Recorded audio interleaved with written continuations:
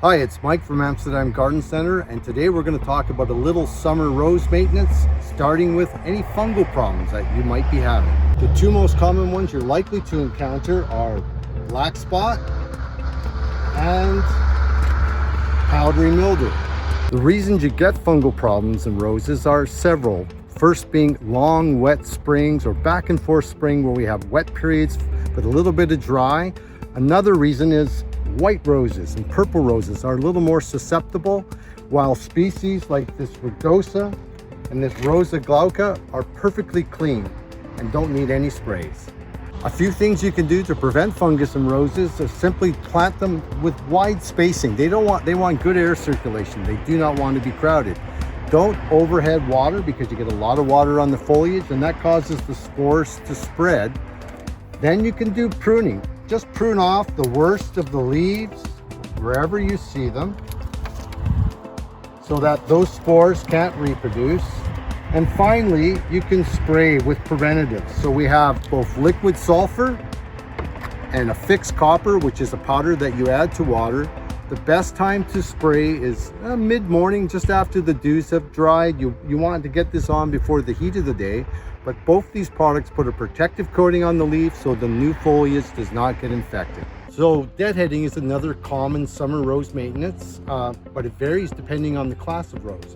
Here's Showbiz, a nice floribunda, and you can see they grow with clusters of roses. So if you have a whole cluster that's finished, you want to prune down 5 leaves and take the whole cluster out. But of course, if you've just got a few, then just remove those few that have been spent so that you can enjoy the rest of the cluster.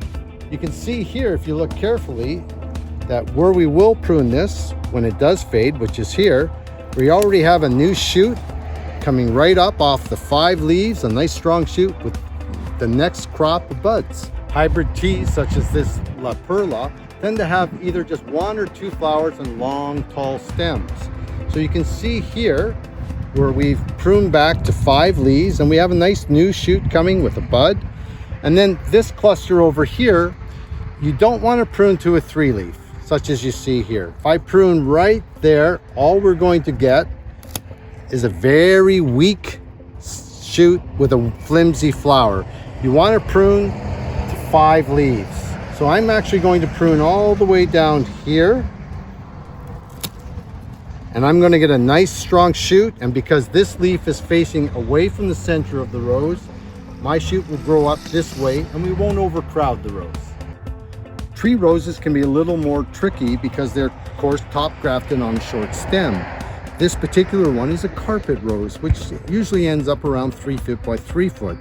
We don't want tall branches like this to develop because what will happen is they will get very heavy with flowers and either break or deform the crown. So if you were to just head down to a pair of side shoots, and both of which will bud much closer to the crown so we don't get any breakage down the line. So by doing a little tip pruning before the next flowers have formed, what we do is we keep the flowers closer to the crown so we don't get any breakage.